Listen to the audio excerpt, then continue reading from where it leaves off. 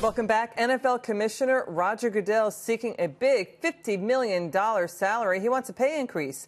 ESPN reporting that Goodell is in contract negotiations with NFL league owners. ESPN also reporting that in addition to the salary bump, Roger Goodell wants things like a lifetime use of a private jet and lifetime health insurance for his family. This as attendance took a dip at yesterday's NFL games again, this time between the Chicago Bears and the Green Bay Packers. We are in week 10 of the NFL season. TV viewership for week 9 down more than 9% versus last season. With me now, the conservative millennial, Allie Beth Stuckey. Good to see you, Allie Beth. Good to see you, Liz. You know, you wonder, the argument is whether another executive could have done the same or a better job than Goodell. He got paid, look at this, $212.5 million over the last 10 years. Right. And this, when he took over, I mean, the league revenues did double, but the value of each team not up as much as it was under Paul Tagliabue, the prior commissioner. Where do you come down on this?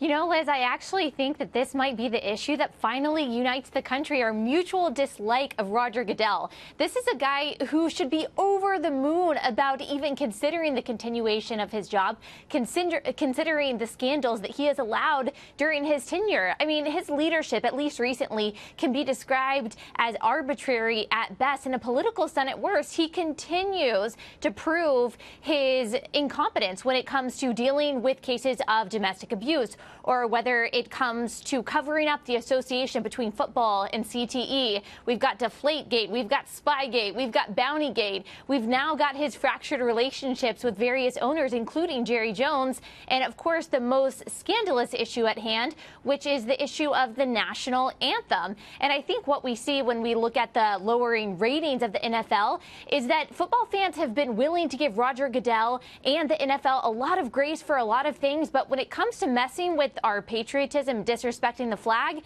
it might just be the final straw. Yeah, you're right. I mean, one of the NFL owners, he said everybody's talking about everything else except the game, except the stats, except the great passes or the great touchdown plays. I mean, to your point, Allie Beth, here are some of the mishandled controversies under Goodell. Concussions, player safety, player domestic violence, the Patriots Spygate, where the Patriots were videoing opposing team signals. We have Deflategate.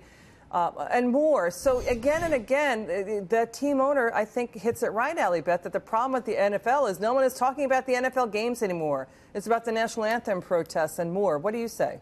Exactly, and he's actually someone that is supposed to be containing the chaos and fielding the PR problems, and he seems to be only creating them. I think that's a problem that a lot of NFL fans are seeing, is that he is willing to overstep his bounds when it comes to punishing players like Tom Brady or now Ezekiel Elliott, but when it comes to taking a stand for the things that so many Americans believe in, which is respecting our flag and our anthem, he's not willing to do it. So we're seeing a lot of hypocrisy there, and we're continuing to see yet again that Roger Goodell and the NFL don't represent the values of many of their fans. Allie Beth, I want your thoughts on this because GQ magazine has just named former San Francisco 49ers quarterback Colin Kaepernick Citizen of the Year. He's on the cover there. What are your thoughts there? Citizen of the Year, I guess the standard for that is wearing socks where you're depicting police officers as pigs, not having a job for over a year, and resenting the country that has given you the freedom and the privilege to make millions of dollars throwing a football down the field. I guess that's our standard for Citizen of the Year. Great.